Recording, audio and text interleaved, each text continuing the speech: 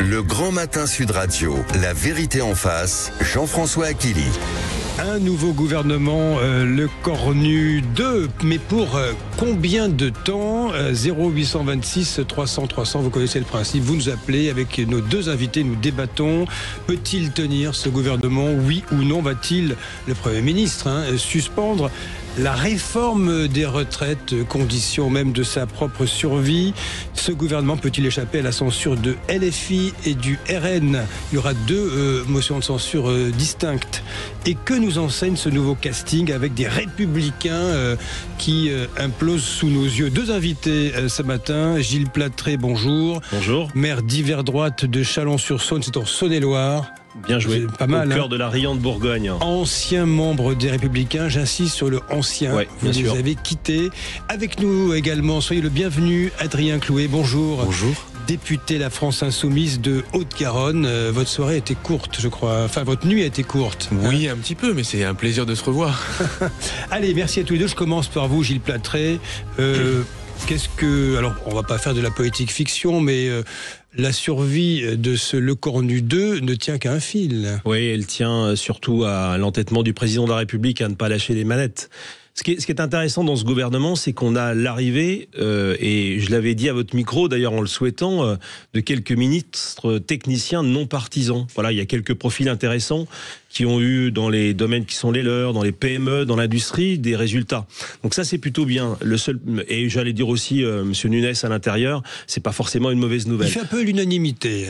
Oui, parce qu'il a montré une fermeté à la tête de la préfecture de Paris. Et de ce côté-là, je pense que c'est plutôt rassurant dans les missions qui lui sont confiées. Mais le vrai problème de tout ça, c'est que Emmanuel Macron n'a pas lâché le pouvoir et que c'est pas faire offense à Monsieur Le Cornu que de constater que c'est l'homme du président, qu'il le demeure, qu'il l'a toujours été, un des derniers fidèles, et que par conséquent, je ne vois pas ce qui pourrait aujourd'hui contenter une Assemblée nationale par ailleurs ingouvernable, sans majorité, alors que le président ne lâche rien. Donc voilà, je pense que le destin est assez tracé. Ce gouvernement, alors tombera peut-être pas cette semaine, j'en sais rien, on verra ce que les socialistes, vous les connaissez mieux que moi, vos frères ennemis de la gauche, je ne saurais me prononcer pour eux, Clouet, qui va ce que les socialistes feront, mais je ne vois pas un grand avenir à ce gouvernement, très honnêtement. D'ailleurs, je ne vois pas un grand avenir à ce système tout court, non pas celui de la Ve République dont je suis un défenseur, mais cette absence de majorité et surtout cet acharnement du président à ne pas composer avec la réalité politique du pays. Adrien Clouet, pour le coup, vous rejoignez là-dessus Gilles Platré, j'imagine. Que là-dessus,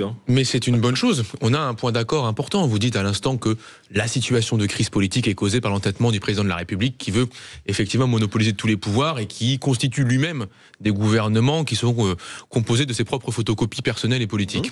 Bien sûr, c'est un problème. Et d'ailleurs, on l'a vu hier. Pourquoi le gouvernement a été annoncé hier soir tard? Parce que M. Macron a décidé qu'il en serait ainsi. Donc, il est derrière toutes les grandes décisions du moment.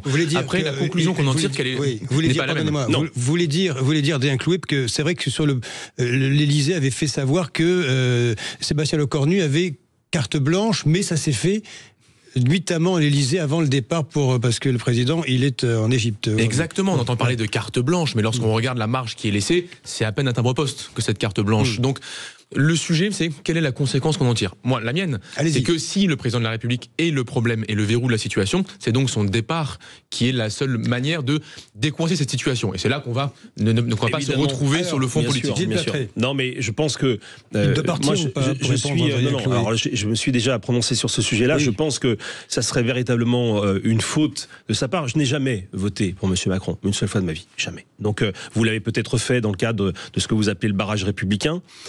Moi, je n'y connais rien en hydraulique et en barrage, donc par conséquent, je ne pratique pas cette dialectique-là. Donc, je n'ai jamais voté pour Emmanuel Macron. Mais il est porteur de quelque chose qui le dépasse. En tout cas, c'est mon analyse de la situation. C'est la fonction présidentielle. Je sais que LFI combat cette fonction présidentielle au nom de la lutte contre le pouvoir personnel. C'est un vieil héritage de la gauche que vous portez aujourd'hui.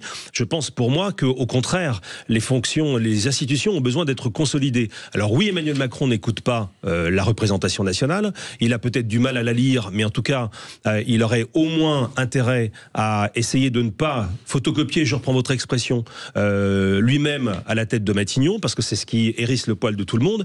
Mais la dernière des folies à faire, et d'ailleurs c'est la grande responsabilité de Édouard Philippe, par exemple, qui a plaidé pour cette cause la semaine dernière, ça serait la dernière folie, ça serait de précipiter son départ. Imaginez une seule seconde que parce qu'un président est très impopulaire, ce qui arrive régulièrement dans la vie politique, on le force à quitter le pouvoir. Je pense que ça serait un affaiblissement durable de la fonction, et c'est la dernière chose dont la France ait besoin. Alors, c'est pas satisfaisant sur l'immédiat, mais en tout cas, à long terme, c'est la seule solution qui vaille. Appelez au 0826 300 300. Vous êtes les bienvenus pour nous dire ce que vous pensez de ce qui se passe, ou qui ne se passe toujours pas d'ailleurs d'un point de vue politique au niveau national. Adrien Clouet, le mérite de la France Insoumise, c'est d'avoir été clair depuis le départ. Vous ne bougez pas. Que dites-vous de ce, on va dire, de ce côté un peu faiseur de roi du Parti Socialiste qui a quelque part les clés de la censure dans la main? Parce qu'après tout, Olivier Faure a bien dit les choses clairement, lui aussi. S'il n'y a pas de suspension de la réforme des retraites, j'imagine que les socialistes se joindront à la motion de la France Insoumise. Je le souhaite, bien évidemment. Je déplore qu'on perde beaucoup de temps avec ces histoires. Ça fait quand même des semaines qu'on tourne en rond autour de le cornu 1, le cornu 2, bientôt le cornu 3, 4, 5, 6, je sais pas, parce que apparemment il n'y aurait pas de le ça cornu dure 3, 5-6 heures. Non. Mais on ne sait jamais, parce que vous savez, le gouvernement durant 5-6 heures, et vu que M. Macron, à chaque élection législative, fait comme bon lui semble, alors même qu'il les perd, on n'est jamais à l'abri de se retrouver dans un an avec le cornu 19. Donc moi, je me méfie beaucoup de ce que fait M. Macron. Et je voudrais juste dire à celles et ceux qui sont tentés de négocier avec le cornu deux choses. Vous avez fait cette opération avec M. Bayrou. Quel a été le bilan des accords de non-censure? La hausse du prix de l'énergie, la suppression des postes de profs, la fermeture de lits dans les hôpitaux. Aucun des engagements de M. Bayrou pour rester en place n'a jamais été tenu. Deuxièmement, attention même à ce qui est mis sur la table. On nous parle, vous l'avez évoqué plusieurs fois, de la suspension de la réforme des retraites. Notamment, M. Macron a évoqué à l'Élysée l'autre jour une suspension à 63 ans. Mais qu'est-ce que ça signifie concrètement? La réforme Borne des retraites, tout le monde doit bien s'en rappeler. Elle prévoit un départ à 63 ans pour la génération née en 1965. Ce qui veut dire des gens qui partiront à la retraite en 2028. Donc ce qui est sur la table, c'est des promesses de gel d'une réforme dans 2 ans, qui s'appliquerait donc bien après l'élection présidentielle. Ce n'est pas un engagement. Là, c'est une forfaiture et c'est une manière d'amuser la galerie. Vous voulez dire autant laisser le débat à 2027 d'autant plus qu'il y a une majorité. Il y a une majorité à l'Assemblée pour abroger cette réforme. M. Kelly, vous venez de prononcer, à mon avis, la bonne phrase. Alors c'est très difficile quand on est parlementaire de se dire, en fait, rien ne pourra sortir de la situation avant 18 mois.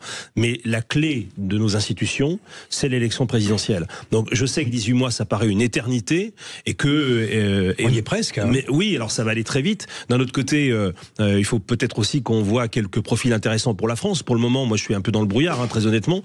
Je vais vous dire, à l'horizon de la présidentielle. Mais ce qui m'importe le plus en tout cas, c'est je crois que la machine institutionnelle française, la vie politique française ne peut s'organiser, se réorganiser qu'à partir de 2027, à condition que cette élection soit préparée, non pas sur des petites politiquaineries comme on le voit aujourd'hui, mais sur des éléments, des analyses de fond. Le vrai problème de tout ça, pourquoi les Français, alors vous êtes député, je pense que vous êtes redescendu dans votre circonscription du Garonne, ça Haute-Garonne, oui, c'est tout ça, à fait, voilà. la première circonscription de la Haute-Garonne, Toulouse, Mondonville, Bozelle, Cornebarieux, voilà, c'est ça. Et donc vous êtes redescendu ce week-end. Moi, je suis sur le terrain toute la semaine à Châlons, dans ma ville, et l'exaspération est vraiment à son comble. Les Français sont écœurés. Mais enfin voilà, je pense que vous le constatez comme moi, écœurés. Et donc, ce peuple est un peuple politique. Il aime la politique, mais il n'aime pas celle-là. Celle-ci, c'est le retour à des vieux démons de la 4e République, le pire de ce que le système peut offrir. Et donc, je crois véritablement que la clé pour changer tout ça, c'est évidemment l'élection mère de toutes les élections, c'est-à-dire 2027. Alors, c'est dur parce qu'il faut tenir jusque-là. Il y aura des soubresauts. Je pense qu'à terme, la dissolution sera inévitable. Voilà. Je le dis très honnêtement, je ne vois pas ce gouvernement durer longtemps. Peut-être que le PS se laissera draguer quelques semaines, mais à un moment donné, sa logique, parce que 2027 commande tout. Sa logique sera de renverser le gouvernement. Donc ce gouvernement ne tiendra pas longtemps. Mais derrière tout ça, il y aura donc de nouvelles élections, de nouvelles agitations. Je suis pas sûr que la majorité, mais on verra ce que le peuple décide, soit plus clair à l'issue de ces nouvelles élections. Mais de toute façon, il n'y a pas 36 solutions. Vous préconisez la démission, donc donc une présidentielle anticipée, je la combats, mais en revanche, je pense que le retour au peuple, à un moment donné, est inévitable. Inévitable. Là-dessus, voilà, Adrien Clouet, vous accepteriez, en cas de maintien, il se maintient à l'Élysée, Emmanuel Macron, l'idée de retourner aux urnes, une deuxième dissolution, vous dérange ou pas ? Non, ça, il n'y a aucun problème. Il dit que Jean-Luc Mélenchon voudrait enjamber directement le problème et aller droit à l'élection présidentielle anticipée. Mais c'est pas une question de caractère, c'est une question politique sur le fond. Est-ce qu'une dissolution va forcément régler la situation ? Non, dès lors que Emmanuel Macron, on l'a vu, ne respecte pas le résultat des élections législatives et nomme qui bon lui semble, y compris lorsqu'il perd les élections. Donc c'est en cela qu'il nous semble qu'il faut aller, et là-dessus aussi on va être d'accord, il faut aller à l'élection maire, celle qui permet de trancher les grands sujets. La transition écologique. Ce qui vous différencie, c'est le camp. En fait. Gilles Platré veut respecter 2027 et vous voulez anticiper. Oui, parce que je pense qu'on peut faire ça de manière rapide et assez tranquille. Là, comment on ferait concrètement ? On ferait une loi spéciale sur le budget qui permet aux gens d'avoir un peu de visibilité, les acteurs économiques, les administrations, savoir ce qui se passe dans les mois qui viennent. On fait un projet de loi spéciale budget. Ça laisse le temps d'organiser une présidentielle dans les semaines et les mois qui viennent. Puis, la majorité qui en sort fait un projet rectificatif selon les grandes orientations que le pays aura tranchées. Sur les retraites, moi je souhaite l'abrogation de la réforme. Sur la question de l'agriculture, moi je souhaite l'interdiction des pesticides cancérigènes, etc., etc. Mais il faut un moment où les gens, avec leur bulletin de vote, disent ce qu'ils jugent bon pour eux et surtout pour le pays. Bon, tout le monde devient un peu zinzin dans cette histoire, Gilles Platré. Oui, non, oui. je dis pas ça pour vous, Adrien Clouet. Je parle de l'humeur. J'ai bien compris. C'est pas personnel, hein, c'est l'humeur générale. Hein. Oui. Et Gilles Platré. Non, mais alors, je vous aide. Enfin, c'est le mot en plus qui revient régulièrement dans les conversations, c'est-à-dire la folie, le caractère irrationnel, etc. Moi, je pense. Alors voilà, je vais peut-être fâcher. Je ne veux pas vous blesser personnellement, Monsieur le député, mais je pense quand même que nos partis politiques ont du plomb dans l'aile d'une façon générale, et je les mets tous en fait dans cette déviation, parce que c'en est une de l'esprit de l'intérêt général, de la recherche de l'intérêt général. Le vrai problème de tout ça, c'est que ce bastringue arrive 18 mois avant la présidentielle, et que donc tout devient irrationnel. C'est-à-dire que vous n'avez pas une seule stratégie qui soit détachée des ambitions du camp et du candidat que tel ou tel camp porte. Vous voyez très bien, Édouard Philippe, dont on nous dit qu'il a la stature de l'emploi, mais qui est en train d'affaiblir la fonction présidentielle, réclamant une démission. Clouet, un budget, pourquoi une présidentielle mais parce que Mélenchon est prêt. Voilà, très clairement, M. Clouet a un candidat qui s'appelle M. Mélenchon. Il est prêt à partir. Il est prêt depuis longtemps, mais il est prêt à partir au combat présidentiel. Édouard Philippe se dit prêt à partir. Et Mme Le Pen est prête à partir si tant est que la justice le laisse le faire. Mais là, son candidat de rechange. Ce que je veux simplement dire, c'est que derrière tout ça, les partis politiques nous privent de la recherche de l'intérêt général. Et ça, les Français le sentent très très bien. Et c'est le vrai problème de tout ça, c'est l'essoufflement d'un système politicien qui est en train de revenir à ses errements de toujours et qui nous épuise, nous les Français, mais également la France. Essoufflement, oui, non. Adrien Clouet, vous lui répondrez dans un court instant, rassurez-vous, vous aurez la priorité. 0826 300 300. Vous nous appelez, hein, réagissez. Je suis sûr que ce débat énerve tout le monde. Voilà, cette politique énerve tout le monde. Ou alors vous en avez tellement marre, vous n'avez plus envie d'appeler. Ce que je peux comprendre aussi. Allez, à tout de suite pour la suite de La Vérité en face. Le Grand Matin Sud Radio, La Vérité en face. Jean-François Akili. Allez, 9h46, La Vérité en face. Nous sommes avec vous, William. Bonjour, William. Oui, bonjour. Vous nous appelez de Brive-la-Gaillarde. Ah, c'est sympa, Brive-la-Gaillarde. William, oui, les portes du Sud, oui. Bah oui. Qu'est-ce que vous... Non, ça vous donne envie de partir, ça. Je vais vous rejoindre par l'apéro tout à l'heure. Vous êtes les bienvenus. J'arrive. William, qu'est-ce que vous dites sur ce gouvernement ? Il faut qu'il tienne, oui ou non ? Oui, on a besoin de stabilité. Là, on a bien compris quand même, avec le retour de ce Premier ministre et ce gouvernement qui a été mis en place, que rien ne changera et que la vraie solution de présidentielle anticipée n'arrivera pas et qu'on devra aller au bout quoi qu'il arrive, quoi. Donc, on a quand même besoin d'un peu de stabilité. Pourquoi ? Aussi, les Français ont besoin de réfléchir calmement aux décisions qu'ils souhaitent prendre au moment de l'élection présidentielle, qui est la plus importante. Et on a besoin de stabilité et de calme pour pouvoir réfléchir sereinement. Ce gouvernement ne me plaît pas, bien évidemment, mais évidemment que j'ai d'autres aspirations pour mon pays, pour les citoyens, et que j'ai envie que les choses aillent bien. Bien sûr, on idéalise toujours les choses, mais là, il faudrait de la stabilité, qu'on puisse commencer à se projeter, que les futurs candidats aient aussi une situation qui sera forcément très très moyennasse quand même, mais qu'ils puissent se préparer en conséquence. Donc arrêtons l'instabilité, avançons avec une solution. On a besoin, c'est ce qu'on attend comme d'un dirigeant, c'est de prendre des décisions lorsque les moments sont un petit peu chauds. Vous voulez dire que ce gouvernement serait bien inspiré de gérer les affaires courantes, de stabiliser le pays, de dire rendez-vous en 2027, grosso modo? Oui, exactement. Oui. Moi, ça me paraîtrait la meilleure solution parce que les Français, on a besoin d'avoir une photo de la situation et qu'elle arrête d'évoluer tous les quarts d'heure. Personne peut aujourd'hui, on n'est pas capable de se projeter sur quel candidat, mais qui a raison, qui a tort, qui est dans le vrai, qui est dans le faux. Les choses fluctuent beaucoup trop d'un quart d'heure à l'autre.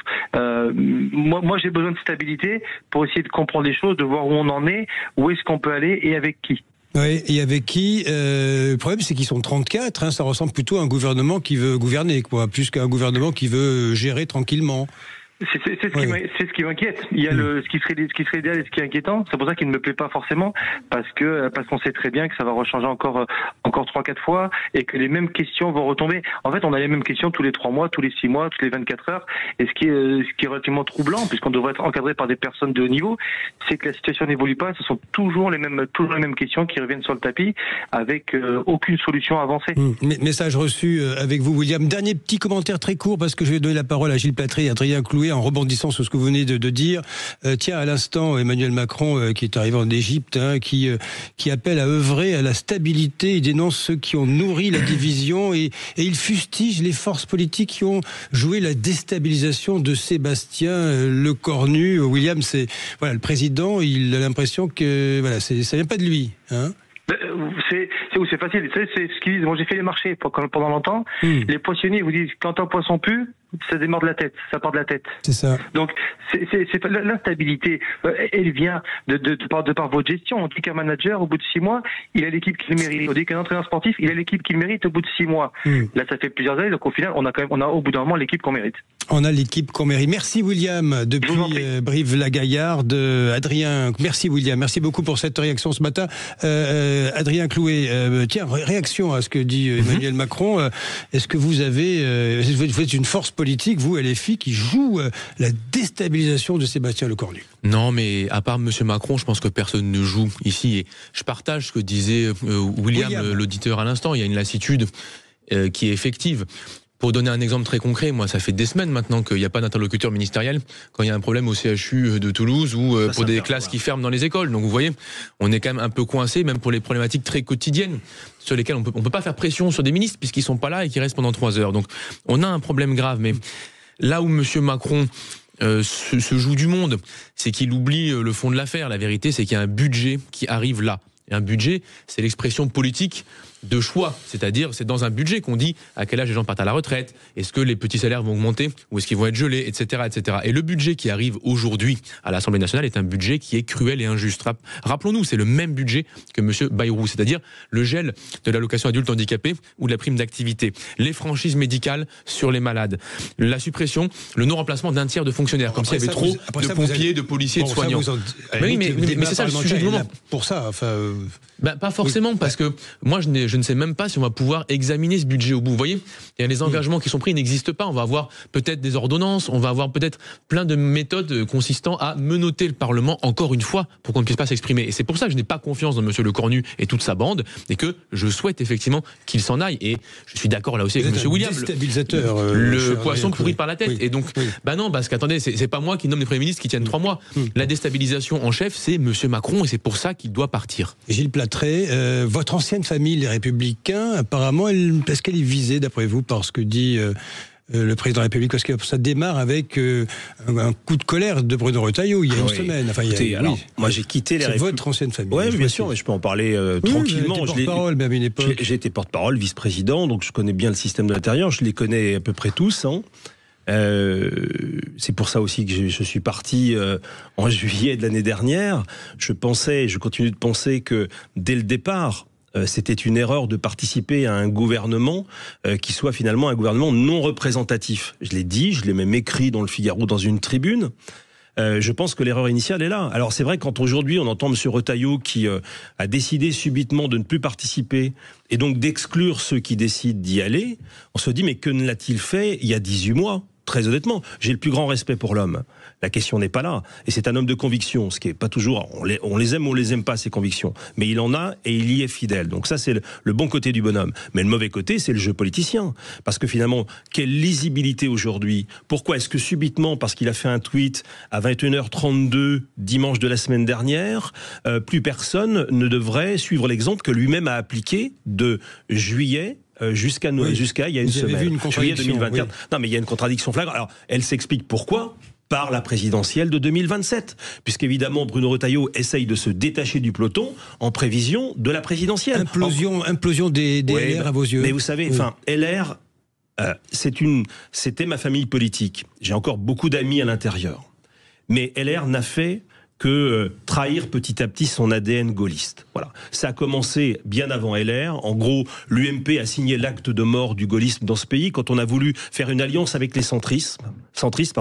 On s'est affadi petit à petit. On a perdu des choses qu'on défendait sans que ça ne choque qui que ce soit. C'est pareil sous Giscard. Je date d'une génération d'avant, moi. Donc, il y avait ça déjà à l'époque. Mais Giscard n'était pas gaulliste, justement. Non, mais Giscard était entre tout les gaullistes et les centristes. Il était même volontiers anti-gaulliste, sauf quand De Gaulle donnait des... Implosion, oui. Non, mais elle est sous nos yeux, mais le problème, c'est que l'implosion va partir d'un parti déjà complètement desséché. Voilà. Il est l'ombre de ce qu'il est, ce qu'il devrait être. En tout cas, voilà, je pense aujourd'hui que c'est pas Retailleau qui décide de tout seul, mais on voit bien que la vie politique est à bout de souffle. Enfin, LR en est une illustration, mais il y en a plein d'autres. Ah oui, mais écoutez, oui, et ça, nos auditeurs le ressentent. On étouffe. Oui. Regardez ce qui est en train de se passer sur la scène internationale. Tout se passe autour de nous. Les grandes décisions qui vont nous impacter. La libération des otages en ce moment. Un essai de paix au Proche-Orient. Tout ça se passe en dehors de nous. La France est en train de se déclasser.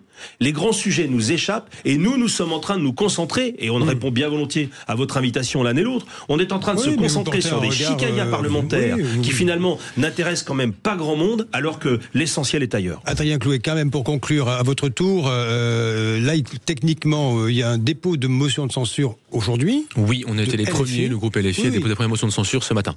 Le RN ensuite fera sa propre motion de censure. Il y a 48 heures de délai. Exactement. Donc ça veut dire que le vote qui se fera sur ces deux motions distinctes interviendra après. Normalement, il intervient mercredi ou jeudi, selon... Après la déclaration de politique générale. Tout à fait. Donc demain, M. Lecornu dira ce qu'il compte faire, c'est-à-dire qu'en fait, il fera le porte-voix et le ventriloque de M. Macron.